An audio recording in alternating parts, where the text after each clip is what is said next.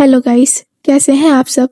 I hope कि आप सब अच्छे होंगे and welcome to my channel जिसका नाम है अनसुनी मोहब्बत। सो गाइस, ये है हमारी स्टोरी का पार्ट 11। अगर आप लोगों ने इससे पिछला पार्ट नहीं देखा है तो देख लीजिएगा ताकि आप लोग स्टोरी को अच्छे से समझ सके।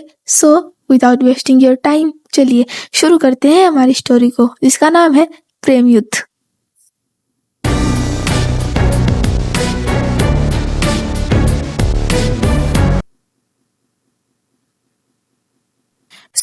इससे पिछले पार्ट में हमने देखा था कि जो पल्लवी एंड मीरा है वो कुछ बातें करते हुए डाइनिंग टेबल पर पहुंच जाते हैं।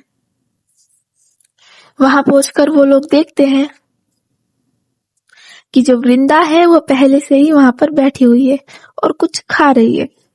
वो ना बाहर से अपने साथ कुछ लेकर आई थी, लाइक कुछ फास्ट फूड, एंड वो उसे बड़े मजे से भुक्कड़ों की तरह खा रही थी। वो बस खाए जा रही थी। तभी पल्लवी उसे देखती है और उसे कुछ हंसी आ जाती है। तभी मीरा और पल्लवी दोनों एक दूसरे की तरफ एक नजर देखते हैं और फिर देखते हैं वृंदा को जिसका ध्यान तो बस खाने पर था। मीरा को ये देखकर थोड़ी शर्मिंदगी फील होती है। वो अपने मन में कहती है, इस लड़की को हर जगह बस बेइज्जती करवानी होती है। इसे खाना पसंद है ये तो पता था, खाने की शौकीन है ये तो पता था, पर इतनी बड़ी भुक्कड़ है ये नहीं पता था। सारी इज्जत मिट्टी में मिला दी। क्या सोच रही होगी नताशा जी। अच्छा हुआ अंजलि जी यहाँ नहीं है। और वो अपने सर पर हाथ मारते हुए बोलती है, क्या अंजलि जी नहीं है, नताशा जी तो उन्हें बता ही देगी ना कि हमारे घर में कितने भुक्कड़ प्राणी वास करते हैं। तभी पल्लवी मीरा के कंधे पर टैप करते हुए कहती है, क्या हुआ मीरा जी, किन ख्यालों में खोए हो आप। मीरा कहती है, कुछ नहीं कुछ नहीं। पल्लवी कहती है, तो ऐसे चुप क्यों खड़े हो गए, बुरा मत मानिएगा जैसे सांप सूंघ गया हो। मीरा कहती है, कुछ नहीं, वो बस ऐसे ही। और वो जल्दी से जाती है वृंदा के पास और उसका कान मरोड़ते हुए कहती है, जन्म जन्म की भूखी हो क्या कभी खाना देखा ही नहीं है, खा तो कुछ ऐसे ही रही हो आप। मैडम जी क्या है ये सब। वृंदा वृंदा कहती है, अरे अरे अरे दी दुख रहा है, क्या कर रहे हो। अब क्या कर दिया मैंने। मीरा कहती है, क्या कर दिया, ये आप खाना जिस तरीके से खा रही हो ना मैडम, ये तो इंसानों वाले काम नहीं है। वृंदा कहती है, तो किसके वाले काम है। अब इंसान को भूख लगी है तो वो तो खाना खाएगा ही ना, या भूखा मरेगा। हाँ ये बताइए आप। मीरा कहती है, हाँ इंसान तो खाना खाएगा बेटा, लेकिन इंसान के तरीके से, जानवरों के तरीके से नहीं, समझी। वृंदा कहती है, जानवर, आप कहना क्या चाह रही हो कि हम जानवर है। मीरा कहती है, ये तुम्हें अब समझ में आया। वृंदा कहती है, क्या दी।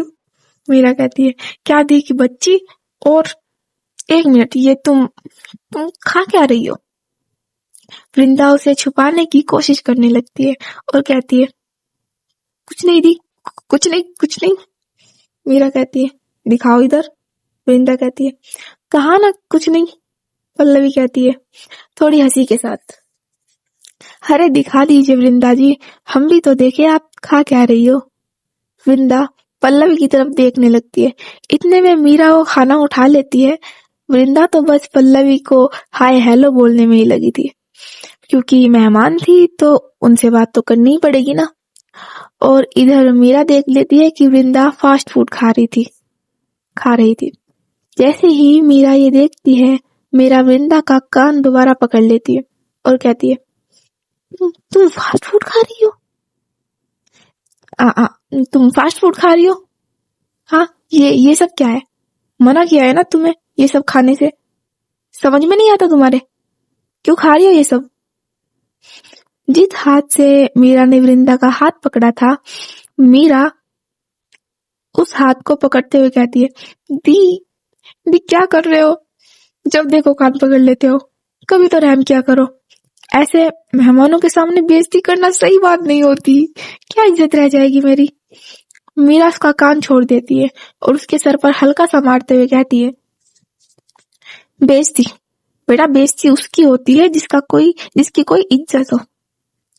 वृंदा कहती है, दी आप कहना क्या चाहते हो? मीरा कहती है, यही कि तुम्हारी तो कोई इज्जत ही नहीं है। वृंदा कहती है, क्या दी, इज्जत तो है पर आप रहने दोगे तब ना, सारी इज्जत का कचरा कर दिया। मीरा कहती है, इज्जत का कचरा? हाँ बेटा, इज्जत का कचरा तो तुमने कर दिया। ऐसे बुक्कड़ों की तरह कौन खाता है, बुक्कड़ इंसान। पल्लवी इन दोनों की बातें सुनकर मन मन में बस हंसे जा रही थी। तभी वो कहती है, अरे मीरा जी जाने दीजिए, हो सकता है इन्हें ज्यादा भूख लगी हो। वृंदा कहती है, वाह नताशा जी वाह, कितनी समझदार हो आप। इतना समझदार इंसान तो होना ही चाहिए। ये वृंदा ने कहा था। और ओ, अब वृंदा फिर से कहती है कि वरना कुछ लोग तो समझते ही नहीं है। मीरा कहती है, तुम कहना क्या चाहती हो कि मैं ना समझूं? वृंदा कहती है, मैंने किसी का नाम नहीं लिया। मीरा कहती है, बकवास बंद करो। कितनी भूख लगी हो पर इंसान ऐसे खाना नहीं खाता जैसे 100 जन्मों का भूखा हो। ये बात सुनकर पल्लवी को हंसी आ जाती है। वो अपनी हंसी छुपाने की कोशिश करती है पर रोक ही नहीं पाती। और जब पल्लवी हंसती है तो मीरा की नजर पड़ती है पल्लवी पर। पल्लवी हंसते हुए बहुत प्यारी लग रही थी। मीरा उसे देखकर बस ठहर सी जाती है। कुछ पल के लिए वो भूल ही जाती है कि क्या हो रहा है, क्या चल रहा है, वो क्या कर रही है, सब कुछ। फिर वृंदा उसका हाथ पकड़ते हुए कहती है, दी सॉरी। पर मीरा तो अपने ख्यालों में खोई हुई थी। फिर वृंदा उसका हाथ थोड़ा सा खींचते हुए कहती है, दी सॉरी, कहाँ खोए हो आप? ये सुनकर मीरा होश में आते हुए कहती है, हाँ हाँ, क्या हुआ? वृंदा कहती है, दी कहाँ खोए हो आप? मैं यहाँ सॉरी बोल रही हूँ और आपका ध्यान पता ही नहीं कहाँ है। मीरा कहती है, हाँ कहीं नहीं। वृंदा कहती है, तो फिर जवाब क्यों नहीं दे रहे हो? मीरा कहती है, कुछ नहीं। क्या बोल रही हो तुम? वृंदा कहती है, क्या दी, इतनी बार सॉरी बोल चुकी हूँ और आपने सुना ही नहीं। मीरा कहती है, कोई सॉरी वोरी नहीं चलेगा, चुपचाप घर का खाना खाओ, ये बाहर का कचरा खाने की कोई जरूरत नहीं है, समझी? वृंदा कहती है, दी वो तो बहुत भूख लगी थी ना और खाने को कुछ था नहीं, तो मैंने ये बाहर से कुछ ले लिया तो सोचा इसे ही खा लूं। मीरा कहती है, अच्छा, घर में फ्रूट्स तो थे ही नहीं। हाँ, इतनी भूख लगी थी तो फ्रूट्स खा लेती, तुम्हारी कुछ सेहत भी बनती, फायदा होता। वृंदा कहती है, अरे फ्रूट्स खाने से भूख थोड़े ना मिटेगी, और आपको पता है ना मुझे फ्रूट्स नहीं खाए जाते। मीरा कहती है, हाँ हाँ, काम की चीज तो तुम कहाँ खाओगी, तुम तो ये खाओगी, ये फास्ट फूड, ये बाहर का कचरा। वृंदा कहती है, क्या दी, बाहर का कचरा कचरा लगा रखा है, और आप भी खाकर देखिए, बहुत टेस्टी होता है। मीरा कहती है, ज्यादा ज्ञान मत दे, चुपचाप जितना कहा है उतना कर, और मैं तो ये जिंदगी में ना खाऊं और ना ही तुझे खाना चाहिए। अब अगर ये सब खाया ना तो मुझसे बुरा कोई नहीं होगा, समझी? वृंदा कहती है, ओके दी सॉरी। मीरा कहती है, हाँ ठीक है, अब खाना खाना, ये सब नहीं, ओके? वृंदा कहती है, ओके ओके मेरी माँ, अब खाना मिलेगा या भूखे मारना है? मीरा कहती है, हाँ चल खाना खाते हैं। नताशा जी आप भी आइए, चलिए खाना खाते हैं। पल्लवी कहती है, जी चलिए। इतने में सर्वेंट्स खाना लेकर आ जाते हैं और ये सब खाना खाने के लिए बैठ जाते हैं। तभी मीरा और पल्लवी एक साथ बोल पड़ते हैं, अरे राधा जी कहाँ हैं, उन्हें भी खाने के लिए बुला लीजिए। और जब ये दोनों एक साथ बोलते हैं तो दोनों एक दूसरे की तरफ देखते हैं। इनका एक छोटा सा आई कांटेक्ट होता है और ये दोनों को थोड़ी सी हंसी आ जाती है। तभी विदेंता कहती है, अरे वाह, आप दोनों तो सेम थॉट के लगते हो। अभी मीरा तभी मीरा वृंदा की तरफ देखती है और पल्लवी भी। तो वृंदा कहती है, अरे ऐसे क्या देख रहे हो आप? मैंने कुछ गलत कहा क्या? अब आप लोगों ने सेम लाइन सेम टाइम पर सेम टोन में बोली तो आप लोग सेम थॉट के हुए ना। मीरा कहती है चुप कर। वृंदा कहती है लो भाई, अब सच बोलने पर भी हमें चुप किया जा रहा है। चलो हम चुप ही हो जाते हैं। मीरा उसे घूरते हुए कहती है बेटर है। तभी पल्लवी कहती है रुकिए, मैं राधा दी को बुला कर लाती हूँ, आती हूँ। तभी मीरा कहती है अरे नहीं नहीं, आप क्यों जाओगी? ये बुक्कड़ इंसान है ना, ये जाएगी। पल्लवी को थोड़ी हंसी आ जाती है पर वो छुपा लेती है। वृंदा कहती है हाँ कौन, मैं? मीरा कहती है हाँ आप, इतनी तो अकल है। चलो कि किसका नाम लिया जा रहा है ये समझ सको। वृंदा कहती है अरे थी मैं समझदार हूँ। मीरा कहती है मैं भी तो वही कह रही हूँ कि आप तो बहुत समझदार हो मैडम। ये नाम किसके लिए लिया जा रहा है? झट से समझ गई। वृंदा कहती है जी बस करिए, अब हो गया ना, अब कितना सुनाना है आपको? मीरा कहती है तुम्हारी हरकतें ही वैसी है। वृंदा कहती है अच्छा बाबा, सॉरी सॉरी ना, अब माफ भी कर दो। मीरा कहती है वो छोड़ जा पहले दादाजी को बुला कर ला डिनर के लिए। वृंदा कहती है मैं क्यों जाऊं, किसी सर्वेंट को भेज दो ना। मीरा कहती है क्यों, अगर तुम चली जाओगी तो क्या तुम्हारे पैर घिस जाएंगे? वृंदा कहती है हाँ शायद। मीरा कहती है पूरा दिन बाहर थी तब तो नहीं घिसे, तुम जा रही हो या नहीं? और मीरा उसी डंडे की तरफ इशारा करती है जिसे वृंदा की बैंड बजाई गई थी। वृंदा उसकी तरफ देखती है तो उसे वो मार याद आती है। तो जहां वो आह करके चिल्लाई थी ना, उस सीन के याद आते ही फिर से उसके मुंह से आ निकल जाता है। उसके मुंह से निकलता है आ। मीरा तो समझ जाती है पर पल्लवी को तो कुछ पता ही नहीं था, तो वो पूछती है क्या हुआ वृंदा जी, आप चीखी क्यों? वृंदा अपने एक्सप्रेशन चेंज करते हुए कहती है कुछ नहीं, वो कुछ डरावना सीन याद आ गया था। आ, मीरा थोड़ा हंस पड़ती है क्योंकि वो तो समझ ही चुकी थी कौन सा डरावना सीन याद किया जा रहा है।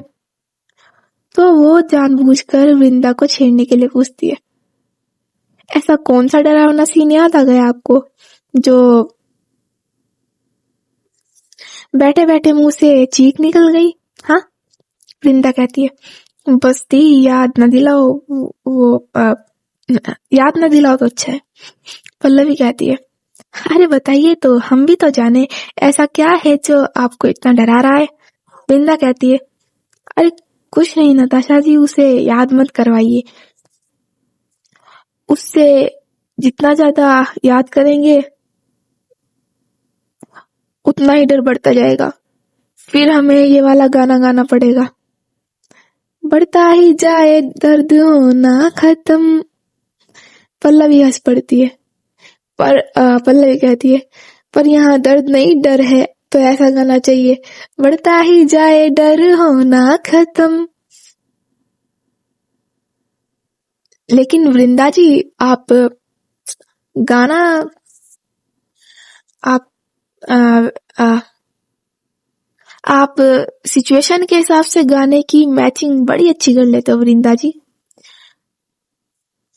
वृंदा कहती है अरे थैंक यू, वो तो बस कभी कभी। पल्लवी कहती है अरे प्रैक्टिस करते रहा करिए, ये सॉन्ग्स रोज हमें भी सुनाते रहा करिए। वृंदा कहती है नताशा जी शायरी, वाह वाह यार। पल्लवी कहती है हाँ वो बस कभी कभी, और ये सब हंस पड़ते हैं। अब मीरा कहती है अरे खाना लग चुका है, जाओ पहले राधा जी को बुला कर लाओ, फिर खाना खाते हैं। वृंदा कहती है जाऊंगी पर एक शर्त पर। मीरा कहती है कौन सी शर्त? वृंदा कहती है आपको मुझे माफ करना पड़ेगा। मीरा कहती है नहीं, तुम्हें माफी नहीं मिलेगी। वृंदा कहती है ठीक है, मैं भी नहीं जाऊंगी। मीरा कहती है, हे भगवान, क्या करूं मैं इस लड़की का, क्या होगा इसका। वृंदा कहती है, कुछ मत करिए, बस माफ करिए। मीरा कहती है, अच्छा ठीक है बाबा, किया तुझे माफ, अब जा, देर हो रही है, खाना ठंडा हो जाएगा। वृंदा कहती है, okay, thank you my sweet sister, my sweet दी। मीरा कहती है, हाँ जा, ठीक है नौटंकीबाज। वृंदा कहती है, ओके जा रही हूँ। और वो राधा यानी अंजलि को बुलाने के लिए जाने लगती है। और इधर जो पल्लवी और मीरा है वो आपस में बातें कर रहे थे। पल्लवी कहती है, वैसे एक बात कहूँ। मीरा कहती है, हाँ कहिए। पल्लवी कहती है, वो आपकी बहन है बड़ी प्यारी, एकदम नटखट। मीरा कहती है, हाँ ये तो है, मगर पागलपंती कुछ ज्यादा ही करती है। पल्लवी कहती है, अरे कोई बात नहीं, इसी पागलपंती की वजह से तो घर में रौनक रहती है। मीरा कहती है, हाँ बिल्कुल सही कहा आपने, उसकी ये शैतानियां, ये बचकानी हरकतें, इसकी वजह से ही तो घर घर जैसा लगता है, वरना तो बस मकान है, एक पत्थर की हवेली है बस। पल्लवी अपने मन में सोचती है, और राज की भी। और फिर मीरा की तरफ देखकर एक स्माइल करते हुए कहती है, जी मीरा जी, एकदम सही कहा आपने। अब ये दोनों ऐसे ही बातें कर रहे होते हैं और उधर शहर के कोने के दूसरी तरफ वो लड़की जिसे गुंडे परेशान कर रहे थे, उसे आरडी के गार्ड्स उसके घर छोड़ चुके थे। घर नहीं, वो एक होटल ही था। गार्ड्स वहां से जा ही रहे थे, तभी वो लड़की उनमें से एक गार्ड से पूछती है, सुनिए। गार्ड कहता है, हाँ बोलो, कुछ चाहिए। वो लड़की कहती है, नहीं नहीं, कुछ कुछ चाहिए नहीं, बस एक क्वेश्चन का आंसर चाहिए। गार्ड कहता है, हाँ पूछो, आंसर के लायक होगा तो जरूर आंसर मिलेगा। लड़की कहती है, वो जिसने मुझे बचाया, क्या वो आरती यानी रिद्धिमा राठौड़ थी। वो गार्ड कहता है, ये सब जानने की आपको जरूरत नहीं है, अपने काम से काम रखिए और इन सब चीजों से दूर रहने में ही आपकी भलाई है, समझिए आप। और वो अपने साथ के बाकी लोगों से कहता है, चलो रे, चलते हैं यहाँ से। और वो सब वहां से चले जाते हैं। इधर वो लड़की अब अपने होटल के रूप में चली जाती है और वो यही सोच रही थी कि क्या क्या वो सच में आरती थी। Oh my God. और अब वो अपना फोन उठाती है और किसी को कॉल लगाती है। अब नेक्स्ट सीन में जो आरडी के गार्ड्स है वो अपनी कार में बैठकर जा रहे थे। तभी उनमें से एक कहता है, क्या भाई, वो लड़की क्या पूछ रही थी। तो वो गार्ड कहता है, कुछ नहीं, बस मैडम के बारे में पूछ रही थी। वो गार्ड कहते हैं, तुमने कुछ बताया तो नहीं। वो कहते हैं, पागल है, मेरा दिमाग खराब है जो मैं बताऊंगा, उसे मेरे मरने के दिन नहीं आए हैं, मुझे मरना नहीं है, मैंने बात संभाल ली। दूसरा गार्ड कहता है, हाँ हाँ ठीक है ठीक है ठीक है, रिलैक्स। वो कहता है, ओके ओके। अब उनमें से कोई एक गार्ड कहता है, अरे वो सब छोड़ो, उन्हें तो बता दो कि काम हो गया है। तो वो कहता है, हाँ ठीक है, जल्दी बताओ वरना शामत आ जाएगी। अब वो किसी को कॉल करता है और कहता है, हेलो। दूसरी तरफ से जवाब आता है, हाँ बोलो, क्या काम हो गया। तो वो कहता है, हाँ डी काम हो गया, उस लड़की को उसके घर पहुंचा दिया है। तो वो कहती है, और उन कमीनों को। तो वो कहता है, हाँ डी उन लोगों को भी ठिकाने लगा दिया है, अब किसी लड़की को छूना तो दूर, आंख उठाकर देखेंगे भी नहीं, पूरा सुधार दिया है। उन्हें थोड़ी सी मार पड़ते ही सारी हेकड़ी निकल गई। तो आरडी कहती है, वेरी गुड, पर चोर चोरी करना छोड़ देता है, हेरा फेरी नहीं। इसलिए जब तक कंफर्म ना हो जाओ कि पूरी तरह से उनकी हैवानियत निकल गई है, तब तक नजर रखना उन पर, समझ गए। तो वो कहता है, हाँ आरडी बिल्कुल समझ गए, वही होगा जो आप कहोगे। आरडी कहती है, very good. And call cut हो जाता है। सो गाइस, इस पार्ट में इतना ही, ये पार्ट यहीं तक। तो कैसी लग रही है आप लोगों को स्टोरी, कैसा लगा आपको ये पार्ट हमें कमेंट्स में जरूर बताइएगा। अगर स्टोरी पसंद आ रही हो तो वीडियो को लाइक करिए, चैनल को सब्सक्राइब करिए, शेयर करिए एंड कमेंट्स करना मत भूलिएगा प्लीज। सो मिलते हैं आपसे नेक्स्ट पार्ट में, तब तक के लिए थैंक यू।